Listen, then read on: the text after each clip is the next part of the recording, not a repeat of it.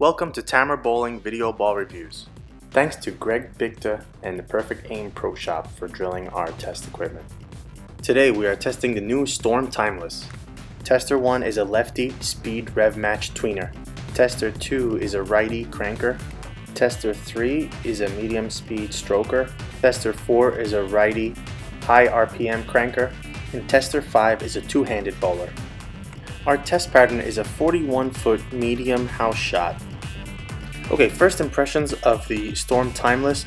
I'd like to say we were surprised by how much it hooks, but it's a Storm ball. It seems to have maximum efficiency through all phases, meaning it hooks a ton. For value, we gave the Storm Timeless an 8 out of 10. It's priced in the top end, yet offers something many bowlers can use on various medium to medium heavy conditions. In terms of specs, Storm brings back the R2S hybrid cover stock from the Storm High Road, and then brings a new quote-unquote core design called the dual drive weight block. Overall, we gave it an 8.5 out of 10. First, let's address the knowns. The R2S hybrid cover stock again is pretty well known for those who are Storm fans. Coming from the venerable High Road and several other hybrid pieces, the Timeless continues the tradition of the synergistic effect that happens when combining solid with pearl in the shell. It just seems more than the sum of its parts. Then the dual drive weight block is brand new. Storm says it should combine fast revving characteristic of the IQ Tour with the hitting power of the High Road. We can certainly attest to the hitting power. I'm always taken aback by how much Storm balls hook, even though we've been testing them for a long time. As you would expect, the ball is clean up front and gets through the mids relatively well, then it moves very aggressively down lane. Compared to the High Road and the IQ Tour, the Timeless hooks more than both of them. All Storm R2S balls, including pearls and hybrids, are clean and get down the lane fairly easily. So assume that, like the Code Black, High Road, etc., the Timeless gets down the lane just as easy. So the difference tends to be late mid lane and back ends in terms of reaction. So High Road would be the boomier of the reactions, then comes the Code Black and Timeless. Code Black would be the most skid flip, or at least perceived so, because of its asymmetric core. I would say the Timeless slots in between the two in shape. It's a bit smoother than the Code Black down lane, but also a bit sharper than the High Road. Now let's talk about the ball reactions for our bowlers. Firstly, the Lefty Tweener. For me, the Timeless is the deepest I've had to throw a bowling ball on this medium house shot. It just seems all about side to side motion. I like the overall shape, but I prefer not to have to cover so many boards. As a lefty, I'm constantly looking for balls that control front to back more. Now the really tempting aspect was how well this ball carried, even from as deep as I was. Still, I couldn't help but wish for everything to just be a bit less.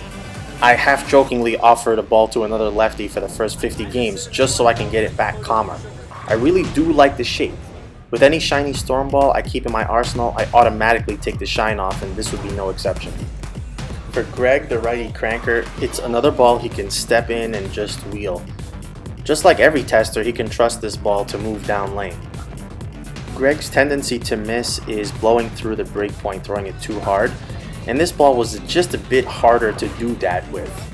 For Dave, our stroker, he immediately realized this ball hooks more than what he's used to. It didn't make him move massively from his typical shot, but did ask of him to throw it away from the pocket a bit more. Misses in were penalties, especially when he was lined up a bit tighter to the pocket. Once he opened up a bit, he can wheel it away with trust. For Guy and Antonio, they both have high speed and high revs. Guy is a one-handed bowler with an extremely high rev rate, while Antonio gets his rev rate from two-handed style. Both got a clean look and really strong motion down lane with excellent continuation. Antonio has very little tilt, so misses in were punishing as the ball stands up strongly and will not hold. Guy has a bit more tilt and thus had a bit of a smoother transition through the phases. And as you would expect, Guy can pretty much go anywhere and hit the pocket with his ball. For both Guy and Antonio, misses away were a bit more forgiving because the ball has so much energy retention. Misses in were punitive for almost all of us. In the end, the Storm Timeless is a strong ball with really good drive through the pins. I personally couldn't help but wish it was a little weaker overall. Everyone had great carry. The high rev guys really had a great look. We didn't get a chance to test it on sport condition, but it has made TV a few times already. Time will tell if the timeless will become the latest high road.